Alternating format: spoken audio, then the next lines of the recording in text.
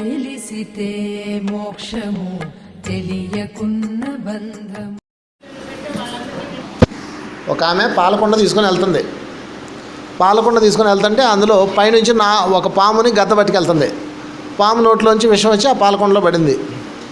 ఆ పాలు తీసుకెళ్ళి పిల్లలకి ఎవరికో హాస్టల్లోనో ఒక స్కూల్లోనో పిల్లలకి ఇచ్చారు. ఆ పిల్లలందరూ చనిపోయారు.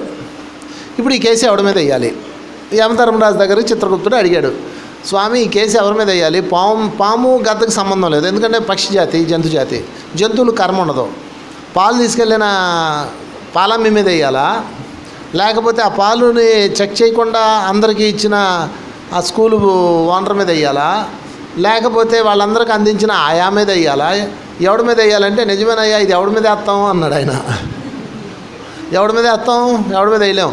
అప్పుడు ఒక పంచేన ఆయన నువ్వేం చేస్తామంటే, పక్కోడి మీద ఎప్పుడు పిత్రీలు వాగుతుంటారే, చెడ్డ మాటలు మాట్లాడుతుంటారే, ఎవడెవడు ఉన్నాడో ఈ పాపం మొత్తం వాళ్ళ అకౌంట్లో వేస్తూ ఉండని చెప్పాడు. ఇది కలియుగం ఆరంభం నుంచి జరుగుతుంది. అందుకే పక్కోడి మీద ఎవడైతే మాట్లాడుకుంటుంటారో, నెగిటివ్ మాటలు మాట్లాడుతుంటారో, వాళ్ళు మన దగ్గర లేని వాళ్ళ గురించి మనం నెగిటివ్గా మాట్లాడతామో, చెడ్డ మాటలు మాట్లాడతామో, వాళ్ళ తర్వాత వాళ్ళు చాలా డ్యామేజ్ అవుతారు. అర్థమవుతుందండి. అందుకని వాళ్ళ అకౌంట్లో వేసే అన్నాడు. అప్పటి నుంచి వాళ్ళ అకౌంట్లో పడతా ఉంది ఇదంతా. అందుకే పక్కోడి మీద మాట్లాడేటప్పుడు చాలా జాగ్రత్తగా మాట్లాడాలి, లేకపోతే మీ అకౌంట్లో యాడ్ అయిపోతుంటుంది. అది యాడ్ అయిందంటే మీకు ఏదో రూపంలో బయటకు వస్తుంది, అది మీకే తగులుతుంది వచ్చి, లేదా ఇంకోటి ఏదన్నా అవ్వచ్చు. కనుక వీటిని ఏమంటారంటే యూనివర్సల్ కర్మలు అంటారు వీటిని. ఇది ఎవడి అకౌంట్లో వేస్తారు? నిజమే కదా, ఆమెకే సంబంధం ఉందా? పాలమ్మకి సంబంధం లేదు. అదేవిధంగా స్కూల్లో టీచర్లకు సంబంధం లేదు. కనుక ఇలాంటి ఈ కేసులను ఏమంటారంటే, పోలీసు వాళ్ళ దగ్గర కొన్ని కేసులు ఉంటాయి, దొమ్మి కేసులు, దోపిడీ కేసులు, అన్ఐడెంటిఫైడ్ కేసెస్ అన్నమాట ఇవన్నీ. అంటే ఎవడు దొరకడు, దొంగలు దొరకరు. అప్పుడు ఏం చేస్తారు తెలుసా పోలీసు వాళ్ళు? ఎవడో ఒకడు దొరుకుతాడు కదా ఏదో కేసులో, వాడి మీద ఈ 4 బనాయించేస్తారు. దొంగడు ఒకటి దొరికాడు అనుకో, అంతకుముందు మర్డర్ చేసింది ఈడే, అంతకుముందు తలకాయ పలగొట్టింది ఈడే అని మిగతా 3 కూడా వేస్తూ వచ్చేస్తారు. వాడిని ఎవడేం చేయగలడు?